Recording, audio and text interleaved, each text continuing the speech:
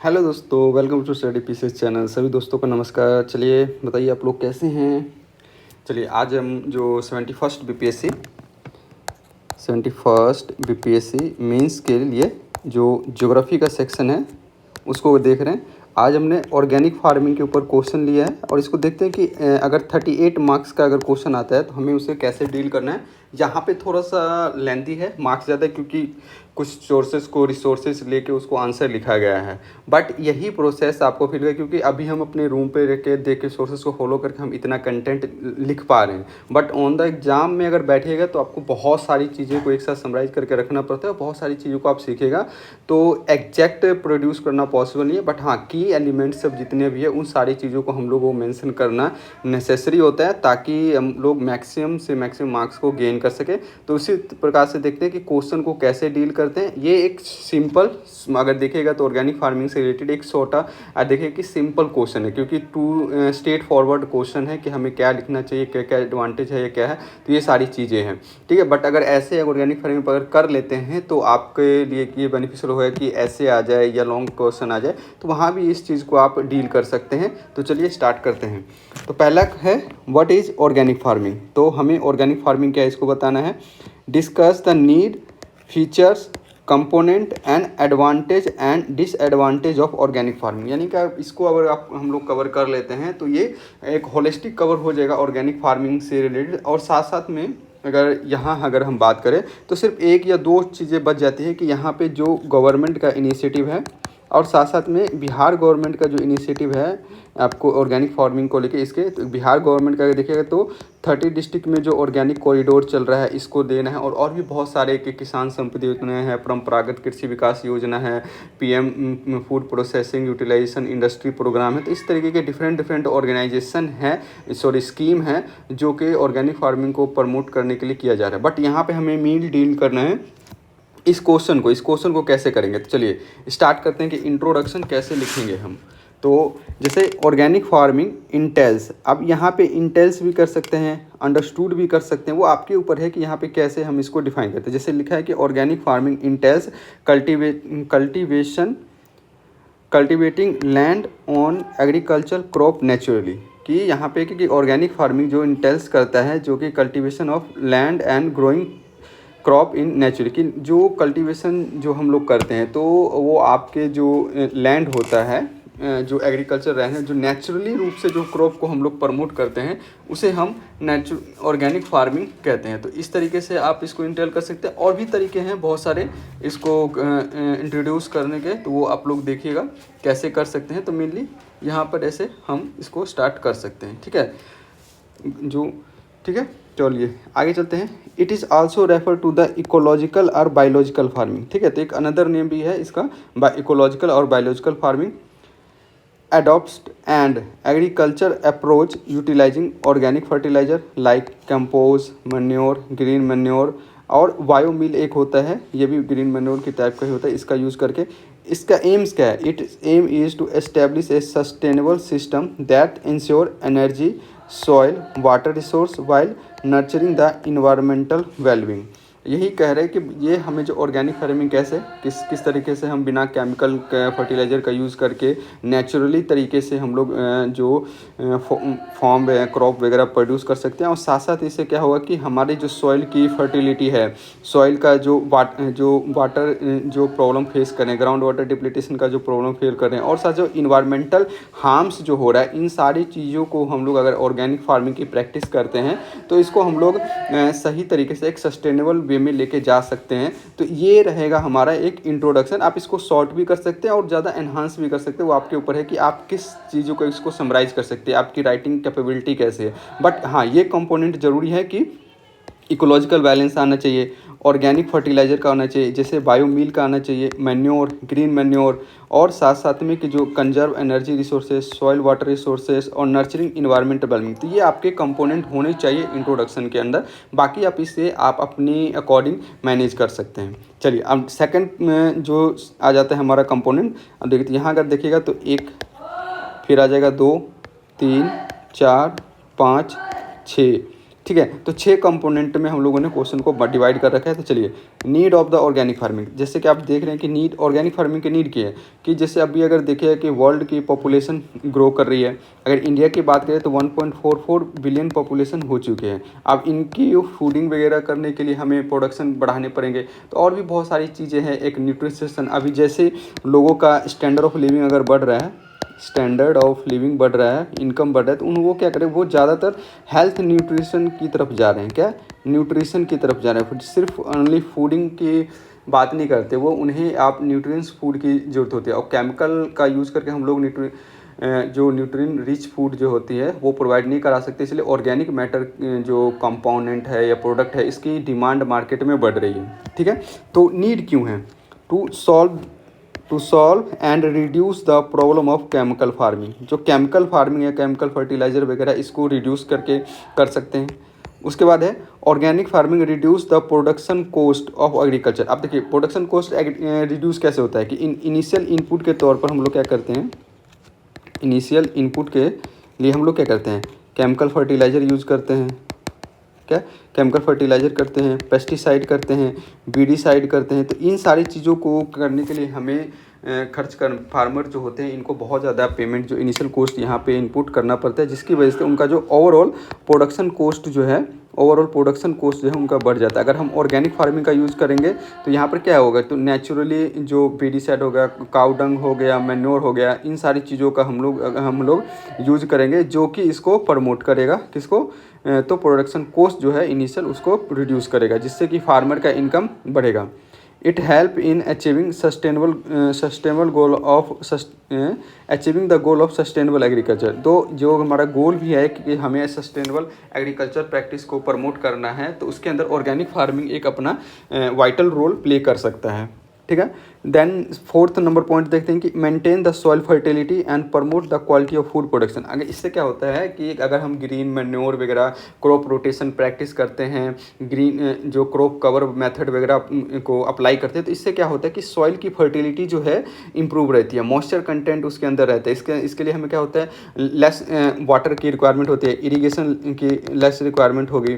ठीक है। फर्टिलाइजर वगैरह की लेस रिक्वायरमेंट, इससे क्या होगा, तो सॉइल की जो फर्टिलिटी है वो इंप्रूव रहेगा। क्रॉप रोटेशन हम लोग करते रहेंगे, जिसकी वजह से यहाँ पे क्या होगा, अल्टरनेट सीजन के ऊपर हम क्रॉप रोटेशन करेंगे, जिससे क्या होगा, सॉइल की जो कैपेसिटी है वो इंप्रूव होगी और जो फर्टिलिटी है वो इंप्रूव रहेगी। ठीक है। It help in maintaining the eco balance. जो इको बैलेंस कैसे मेंटेन द इको बैलेंस, इसमें क्या रहता है कि जैसे कि हम लोग केमिकल यूज़ करते हैं, तो केमिकल यूज़ करने के बाद बाढ़ आता है, हवा आंधी होती है, इसकी वजह से क्या होता है कि आपके जो यहाँ पर जो हम लोग NPK यूज़ करते हैं, नाइट्रोजन, फास्फोरस और पोटेशियम, तो फास्फोरस ये क्या होता है कि जब बाढ़ वगैरह आते हैं तो एक खेत से दूसरे खेत में जाते हैं, पानी में, रिवर में जाते हैं, वहाँ पर क्या होता है, वो फिर एक पोल्यूशन का कारण बनते हैं। साथ साथ में यही जो वाटर रिचार्जेबल जो होता है, वहाँ ग्राउंड में जाके तो हमारा जो ग्राउंड वाटर जो होता है उसको भी पॉल्यूट करता है। तो ये सारे प्रॉब्लम्स को सॉल्व करता है ये ऑर्गेनिक फार्मिंग। ठीक है। It also solve the problem of food security as growing population. कि फूड प्रोसेसिंग करके जो होता है कि जो अभी तो जैसे पॉपुलेशन ग्रो कर रही है, रैपिड वे में पॉपुलेशन होती है, तो इनको फीड करने के लिए हमें फूड की आवश्यकता होगी। और जैसे बहुत सारे जो कंट्री है, जो अगर अफ्रीकन कंट्री देखें और भी जो गरीब है, तो वहाँ पर क्या है कि ऑर्गेनिक फार्मिंग को हम लोग प्रमोट कर सकते हैं, ताकि लो इनिशियल कॉस्ट पे फूड को प्रोवाइड करवाया जा सके। इनिशियली इसमें कुछ चैलेंजेस हैं, वो आगे हम लोग डिस्कस करेंगे, बट ये एक सिक्योरिटी, फूड सिक्योरिटी को भी हेल्प करता है प्रमोट करने में। ठीक है। और साथ साथ में न्यूट्रिएंट रिच फूड प्रोवाइड करता है हमें। ठीक है। आगे देखते हैं फीचर्स ऑफ ऑर्गेनिक फार्मिंग। अब देखिए, अब इसको आप या तो ऐसे डॉट ऐसे करके भी लिख सकते हैं, 1 2 करके भी लिख सकते हैं, ABCD करके भी लिख सकते हैं, वो आपके ऊपर डिपेंड करता है कि आप किस तरीके से इसको स्ट्रक्चर किए। मान लीजिए जैसे कि मैंने ये जो सारे कंपोनेंट हैं, तो मैंने इन कंपोनेंट को कहा, यहाँ से अगर कहें कि नीड्स ABCDE, और इसमें फिर हम आगे ए यहाँ पे A लिखे, यहाँ जैसे मान लीजिए यहाँ पे A लिखे, फिर यहाँ पे बी टाइप करके, ऐसे करके भी 1 2 3 करके भी आप अरेंज कर सकते हैं, ताकि जो एग्जामिनर को लेके आपने कौन कौन से कंपोनेंट को कितना कवर किया है। ठीक है। तो वो आपके ऊपर है कि आप जिसमें सूटेबिलिटी है, और इसमें मेरा भी नहीं कहना और किसी का नहीं सुनना। जो टॉपर का कॉपी देखिए आप लोग, और वहाँ देखिए कि उन लोगों ने किस स्टाइल को, किस फॉर्मेटिंग को फॉलो किया है, तो उस पर आप ध्यान दीजिए। ठीक है। Ensuring the long soil fertility involve in maintaining the optimum level of organic matter and promoting the soil biological activity. जो सॉइल बायोलॉजिकल एक्टिविटी है, इन सारी चीज़ों को ऑर्गेनिक फार्मिंग का फीचर क्या है, यही बताइए मेंटेन सॉइल फर्टिलिटी को प्रमोट करता है। जो soil fertility in maintaining optimal organic matter का यूज़ करके सॉइल को प्रमोट करता है।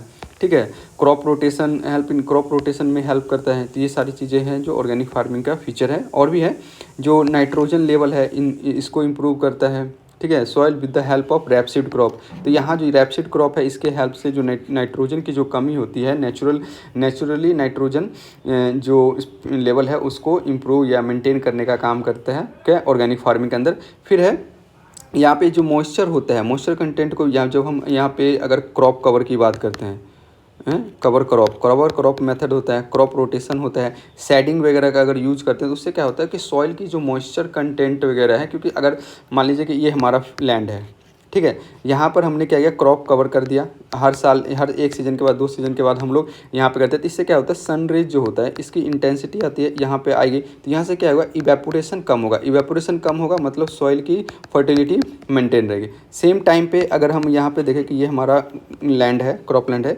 अगर यहाँ पे जैसे कल्टिवेशन हो जाता है, तो हम लोग जैसे बिहार में आप लोग देखे होंगे कि धान की खेती जब होती है, ठीक है, धान की, तो उस समय क्या होता है, उसका जो पुआल होता है, पुआल को हम लोग क्या करते हैं, धान निकालने के बाद इसे खेतों के अंदर डाल देते हैं, ऐसे करते हैं। इससे क्या होता है कि सनरेज आता है, उससे इवेपोरेशन कम होता है, और साथ साथ में ये जब सर जाता है, सरने के बाद यहाँ से जो मॉइस्चर कंटेंट बन जाता है, और साथ साथ में जो सॉइल की न्यूट्रिशन लेवल को भी बढ़ा देता है। तो ये सारी चीज़ें।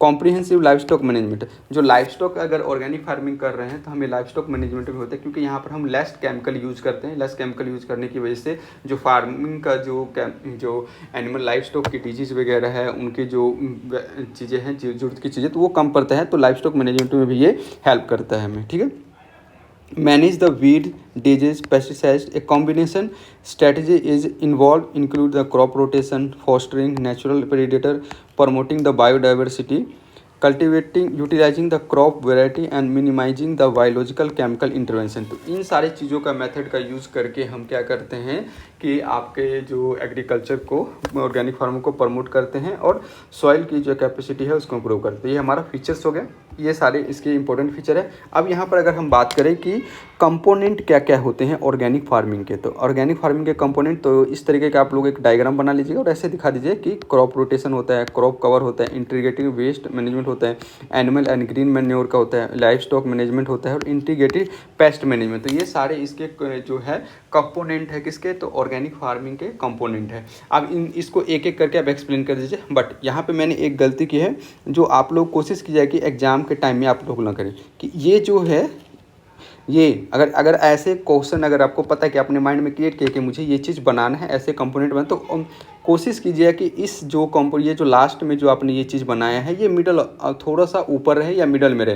एट द लास्ट में ना जो फीचर या फ्लो चार्ट वगैरह है, इसको बनाने से अवॉइड कीजिए। अगर हाँ कंडीशन है कि अगर बना दिए तो ऐसा नहीं है कि बहुत ही गलत इम्पैक्ट पड़ेगा, बट हाँ थोड़ा सा कोशिश कीजिए कि एट द लास्ट पेज पे जो कॉलम है वहाँ पे नहीं बनाना चाहिए, थोड़ा सा मिड में बनाइएगा इन चीज़ों को। अब एक एक चीज़ को देख लेते हैं कि क्रॉप रोटेशन।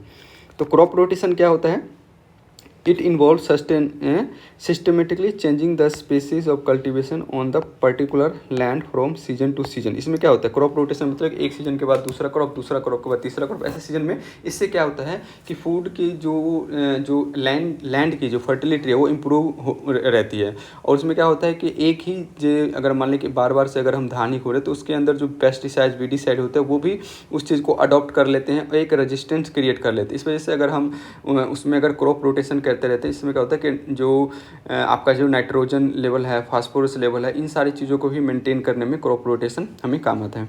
इससे क्या होता है, तो ये क्या होता है, it mitigate the pesticide and weedicide and reduce the chemical fertiliser को रिड्यूस कर देता है, सॉइल इरोजन को कम करता है, साथ साथ में सॉइल फर्टिलिटी को इम्प्रूव करता है, ओवरऑल प्रोडक्शन कॉस्ट डिक्रीज करता है। क्रॉप कवर, अब देख लेते हैं कि क्रॉप कवर क्या होता है। क्रॉप कवर का मतलब है कि इसमें क्या होता है कि हम यहाँ पे सॉइल हेल्थ को इम्प्रूव कर देते हैं। और कैसे, by reducing the erosion and किससे, तो इरोजन को रिड्यूस करके, जो वाटर फिल्ट्रेशन से है उसको इम्प्रूव करके, और suppressing the growth of weeds by shading out. कुछ शेडिंग आउट का यूज़ करके हम जो बीड्स का ग्रोथ है उसको कम करते हैं, वाटर जो फिल्ट्रेशन है उसको इम्प्रूव करते हैं, सॉइल इरोजन जो होता है उसको रिड्यूस कर देते हैं। तो ये क्रॉप कवर से, जैसे मैंने बताया था ऊपर कि इसमें क्रॉप कवर हम कर लेते हैं, एक के बाद एक कवर कर लेते हैं, तो खाली परती नहीं छोड़ते हैं।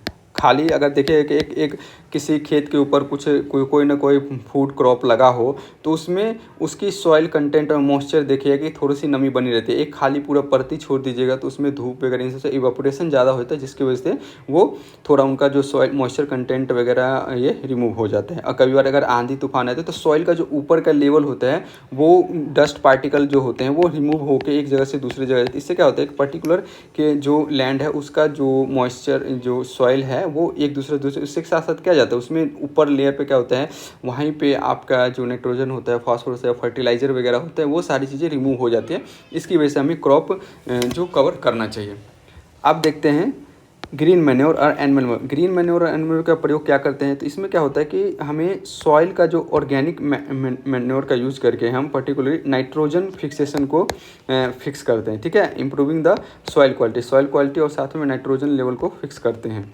फिर देख लेते हैं advantage of organic farming. Advantage of organic farming कैसे रहेगा, इसमें क्या करता है कि प्रोडक्शन कॉस्ट को तो रिड्यूस करता है, कैसे, तो जो एक्सपेंसिव केमिकल है उसका रिड्यूस करके, जो लोकल इनपुट का हम लोग प्रयोग करते हैं जो ताकि हमें फेवरेबल इनपुट्स मिल सके जो हमने इन्वेस्टमेंट किया है, और इको फ्रेंडली प्रैक्टिस को प्रमोट करते हैं। ये साथ साथ में जो फार्मर का इनकम हमें डबल करना है, ये स्टार्टिंग में तो 2022 था बट अब बढ़ गया है, तो साथ में फार्मर की इनकम को प्रमोट करेंगे।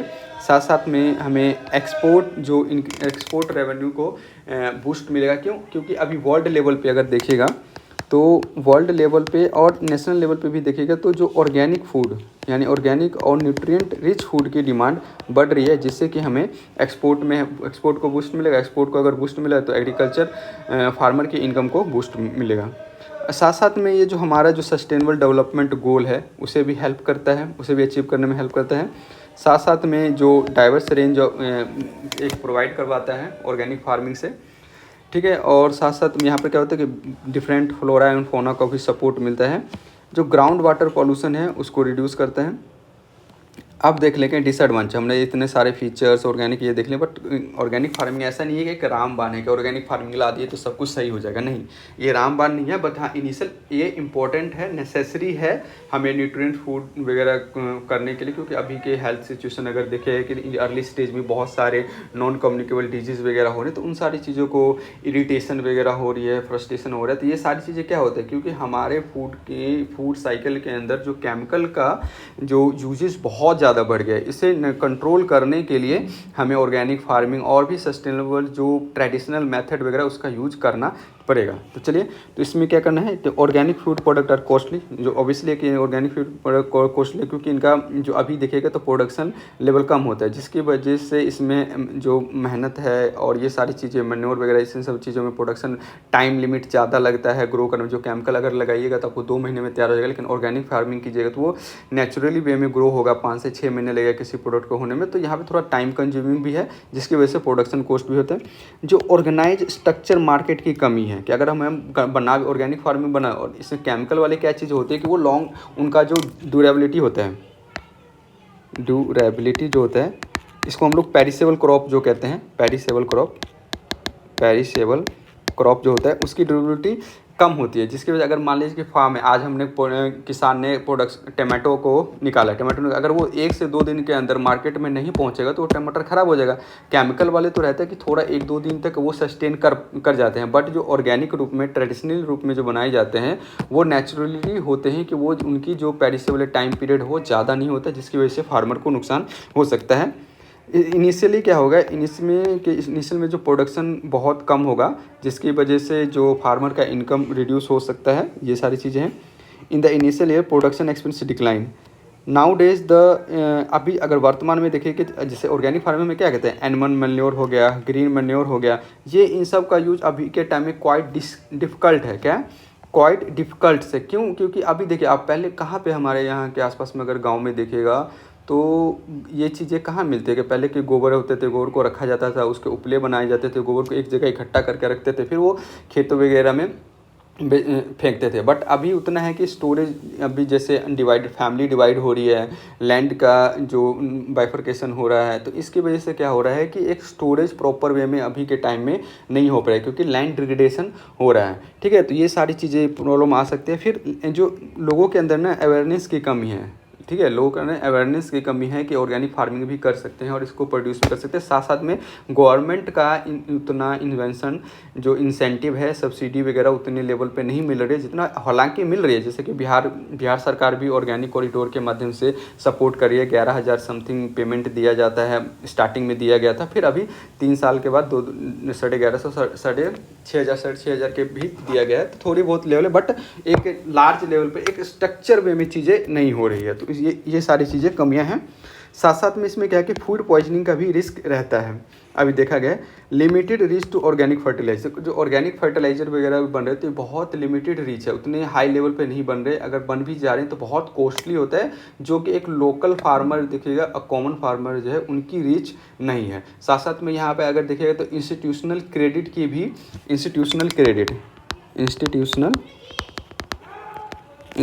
क्रेडिट इसका भी अभाव है। इंस्टीट्यूशनल क्रेडिट मतलब कि आपका जो बैंकों के द्वारा बैंक से लोन जो लेने में है, इनमें भी कठिनाई होती है लोगों को। ज़्यादातर लोग क्या करते हैं, गांव के जो मनी लेंडर वगैरह होते हैं, साहूकार मनी लेंडर, उनसे पैसे ले लेते हैं और 25 से 50% के इंटरेस्ट पे लेते हैं, जो कि उनके लिए अफोर्डेबल नहीं होता है, वो रीपे नहीं कर सकते हैं। ये इस चक्कर में वो लोग क्या करते हैं कि पॉवर्टी के साइकिल में फंसे रह जाते हैं। तो ये सारी चीज़ें हैं। साथ साथ में हमें अवेयरनेस को बढ़ाने का, अगर हम यहाँ पे देखें कि एक स्मॉल शॉर्ट इंट्रो कैसे लिख सकते, तो ये इंट्रो थोड़ा सा बड़ा है, ताकि आप इसका जो इंट्रो है अब मेंस के जो ऐसे पेपर में अगर आए तो वहाँ भी यूज़ कर सकते हैं। और इस तरीके से देखने कि हमें कंक्लूजन लिखना कैसे है। इंट्रो हमने देख लिया कि कैसे लिखना है, कैसे, और कंक्लूजन हमें, जैसे मैं कहता हूँ कि कंक्लूजन जो हमेशा होता है आपका एक समराइज रहेगा आपके टॉपिक का, साथ साथ में उसमें फ्यूचरिस्टिक गोल होने चाहिए कि हमें एक पॉजिटिवनेस होनी चाहिए इस किसी चीज़ों को अडॉप्ट, क्योंकि चेंजिंग नीड है। जैसे जैसे अडॉप्ट टाइम फ्रेम चेंज होता रहेगा, हमारी अडॉप्शन कैपेसिटी इंप्रूव बढ़ती चली जाएगी, और हमें एक टाइम फ्रेम में फ्यूचरिस्टिक वे में हमें आंसर, पॉजिटिव सेंस में हमें आंसर देना होगा। तो चलिए देखते हैं। For a century, Indian farmers have cultivated their land without chemical input, instead relying on organic manure, cow dung, compost, similar natural resources। देखिए मैंने क्या कहा, यहाँ पे हमने एक समराइज किया है कि कैसे ऑर्गेनिक फार्मिंग का यूज़ होता है। फिर लिखना है, this traditional approach align with the sustainable development goal which aim to end hunger, ensure food security, improve the nutrition and promote the sustainable agriculture with growing awareness and enhance capacity building among the producers to meet the international standard. India organic farmers are supposed to be reclaim their prominent position in the global agricultural trade। ये हमारा एक अच्छा सा conclusion रहा। अगर आप लोग को पीडीएफ चाहिए तो मेरा टेलीग्राम ग्रुप है स्टडी PCS चैनल पे, तो वहाँ से देखें। तो यहाँ पर मैं ये जो मार्क किया हुआ चीज़ है मैं अपलोड कर दूँगा। तो मिलते हैं नेक्स्ट वीडियो में, तब तक के लिए जय।